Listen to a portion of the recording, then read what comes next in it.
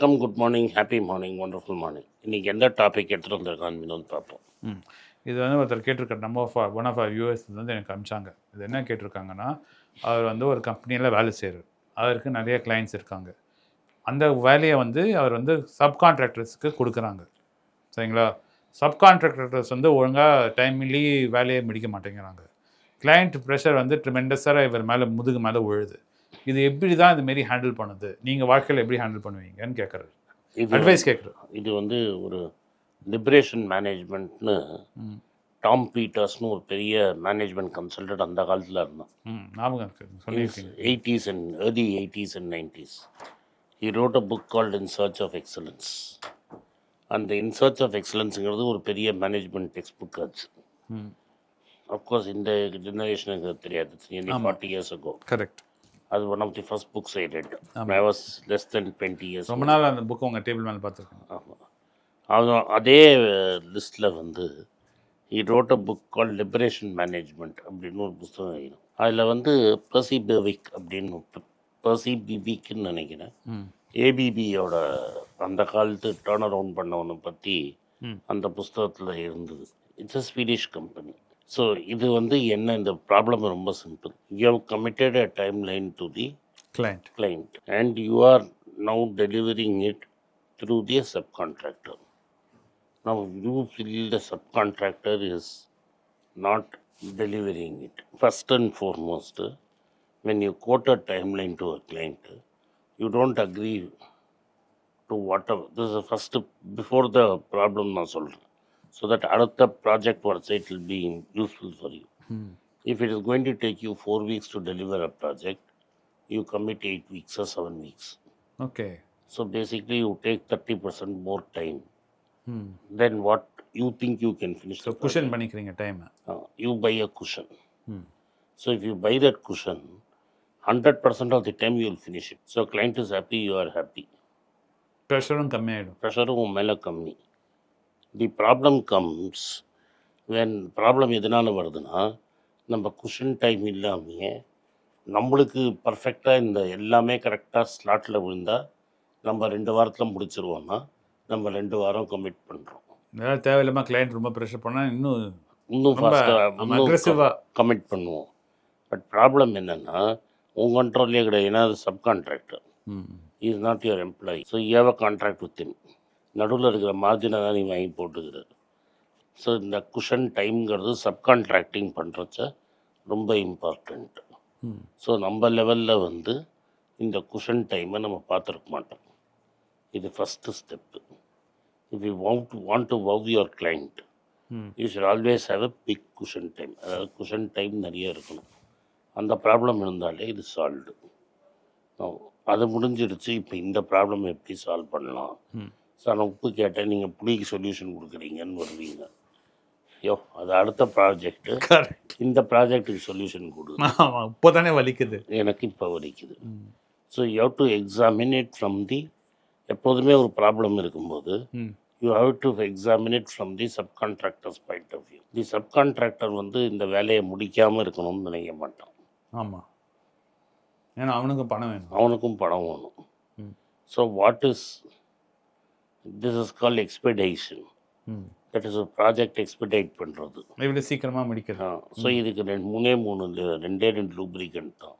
Right, 3 lubricant சரி வச்சுக்கோ. Capital, equipment and man power. பணம், சாமானு, ஆளுங்க. இது 3த்துல ஏதாவது ஒன்று ஷார்ட் ஃபால் இருக்கிறதுனால தான் அவன் பண்ண மாட்டேங்கிறான். ஓ, ஸோ நீங்கள் என்ன பண்ணணும்னா அவன்கிட்ட உட்காந்து அனலைஸ் பண்ணணும். அவன் எதுக்காக அவனுக்கு கஷ்டப்படுறான், அவன் உண்மையை அவன் போட்டு வாங்க தெரியணும். உனக்கு அந்த போட்டு வாங்குற ஸ்கில்லு வேணும். கரெக்ட், ஏன்னா அவன் உண்மையை சொல்கிறானா இல்லைன்னு தெரியாது. ஸோ அவன்கிட்ட கேபிட்டல் இருக்கா, அவன்கிட்ட பணம் இருக்கா, எக்யூப்மெண்ட் இருக்கா, பொருள் இருக்கா, 3வது ஆள் அங்கே இன்னும் ஃபால் இருக்காங்க வேலை செய்யறதுக்கு. ஸோ இது 3த்துல எது, இது 3 தவிர வேறு ஒன்றும் ப்ராப்ளமே இருக்க முடியாது. ஆமாம், வேறு ஒன்றும் இருக்க முடியாது. நீங்கள் கரெக்டாக சொல்லிட்டீங்க. So most likely it will be lack of capital. So we have given a contract to a subcontractor who cannot mobilize enough capital. அவன் ப்ராஜெக்ட் அவனாலே ஃபைனான்ஸ் பண்ண முடியல. So you have to help him finance the project. இந்த வாட்டி வெளில வருது. If your company cannot do it, you have to find a way.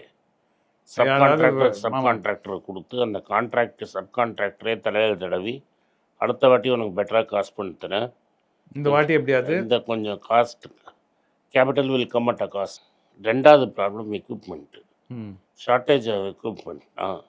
அவன்கிட்ட capital இருக்குது, எக்யூப்மெண்ட் இல்லைன்னா உலகத்தில் எங்கே அந்த எக்யூப்மெண்ட் இருக்குது, அந்த எக்யூப்மெண்ட்டை எப்படி ஃப்ளைஇன் பண்ணி கொண்டு வந்து ப்ராப்ளமை சால்வ் பண்ணுறான். அதை வந்து நீ வவ் பண்ணேன்னா கஸ்டமர் கொஞ்சம் ஜாஸ்தி காசு கொடுப்பானா. You tell the client boss இந்த எமர்ஜென்சி இந்த எக்யூப்மெண்ட் நான் இங்கேன்னு வர வைக்கணும், இந்த எக்யூப்மெண்ட் ஷார்ட்டேஜில் இருக்குது, இது எக்ஸ்ட்ரா காஸ்ட்டுன்னு அவனையும் போட்டு கொண்டு வரணும். ஆமாம், குட் ஐடியா. மூணாவது யூ பிகம் எஸ் எம்ப்ளாயி தான் ப்ராப்ளம் தான். அவன் ஹெச்ஆராக நீ மாறி இன்னொரு இடத்துலேருந்து மேன் பவரை கூட்டின்னு வந்து எக்ஸ்ட்ரா சம்பளம் கொடுத்து மேன் பவரை வச்சு வேலையை முடிக்கணும். ஸோ இது வந்து இன்ஸ்டெட் ஆஃப் சேயிங் இவன் தப்பு அவன் தப்பு அப்படின்னு சொல்லாமல் அவன்கிட்ட போய் மாட்டியாச்சு, இனிமேல் நீ சப்கான்ட்ராக்டரை வெளில எடுக்க முடியாது. ஸோ நீ போய் அவனோட பாயிண்ட் ஆஃப் வியூவில் நீ ப்ராப்ளம் பார்த்து you have to solve his problem. புரிஞ்சுடுது. அதை நீ ஃப்ரெண்ட்லியாக பண்ணிட்டேன்னா that fellow will become your slave forever. Because you build அவனை வந்து ஒரு கட்டமான சமயத்தில் பெயில் அவுட் பண்ணிட்டேன்னா லைஃப் லாங் நீ சொன்னதை கேட்பான் அவன். ஸோ அடுத்த ப்ராஜெக்டில் it will become easier for you. புரிஞ்சுடுது. ஸோ எப்படி நீங்கள் ஹேண்டில் பண்ணதும் இம்பார்ட்டன்ட். நீங்கள் உங்கள் ஃபர்ஸ்ட்ரேஷன் உன் பயத்தை கோவத்தை காமிக்காமல் அனலைஸ். பிகாஸ் உனக்கு இப்போ பாதி வழியில் நீ சப்ளை மாற்ற முடியாது. ஆமாம், ரொம்ப கஷ்டம். யூ கேனாட் ஸ்விட்ச் தி ப்ராஜெக்ட் அடுத்த ஆளுக்கு. இன்னும் டைம் ஆகிடும், உனக்கு டைம் தான் ஆகும். இன்னொரு கான்ட்ராக்டரை பிடிச்சி கேஸு, அப்புறம் அவங்ககிட்ட இந்த 3 ப்ராப்ளத்தில் ஒரு ப்ராப்ளம் இருக்கலாம், அந்த சொல்ல மாட்டான், உண்மையே சொல்ல மாட்டான். ஸோ இவன்ட்ட என்ன ப்ராப்ளம், இந்த 3த்துலேயும் தான் ப்ராப்ளம் தான். இந்த 3 தவிர ஒன்றும் ப்ராப்ளம் இருக்காது. ஏன்னா நீ வேலையை கொடுக்கறதுக்கு முன்னாடி, நீ பெரிய கம்பெனி, நீ வேலையை கொடுக்கறதுக்கு முன்னாடி நீ வந்து பார்த்துருக்கணும். ஆமாம். ஸோ இந்த 3த்தில் எதை நீ யூஸ் பண்ண முடியும்னு பார்க்கணும். உங்கள் கம்பெனியே பெரிய கம்பெனி, ஸோ ஈஸி சொல்யூஷன் உங்கள் கம்பெனியை வச்சு இன்னும் கொஞ்சம் கேஷ் மொபைலைசேஷன் அட்வான்ஸ் கொடுத்தேன்னா கேபிட்டல் ப்ராப்ளம் சரியானா உங்கள் கம்பெனி கொடுக்காது. So you have to be jugaad பண்ணி தான் உன் கேபிட்டலை ஏற்றணும். How to do jugaad. புரியுது. இதில் தான் இம்பார்ட்டன்ட். இந்த 3த்தையும் சால்வ் பண்ணிட்டோன்னா ஆட்டோமேட்டிக்காக. ஸோ ரொம்ப சிம்பிளாக சொல்லிட்டீங்க. இந்த முதல் வந்து இந்த லிபரேஷன் மேனேஜ்மெண்ட் தான். Give more cushion time, under commit and over deliver. Correct. So you should know and going forward. இப்போ இனிமேல் இந்த ப்ராஜெக்ட் வழி சொல்லிட்டீங்க, ஆனால் இனிமேல் கோயிங் ஃபார்வர்ட் ஃபியூச்சர் ப்ராஜெக்ட்லேருந்து ஒன்று குஷன் டைம் கொடுத்துக்கணும்.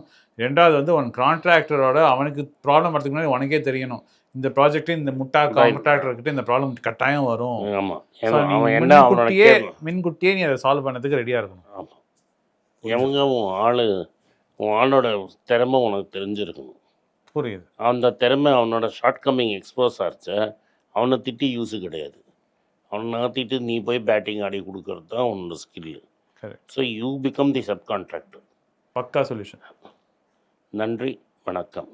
இந்த வீடியோ உங்களுக்கு பிடிச்சிருந்தா இந்த வீடியோ லைக் பண்ணுங்கள், எங்கள் சேனலை சப்ஸ்கிரைப் பண்ணுங்கள், பெல் நோட்டிஃபிகேஷன் தட்டுங்க.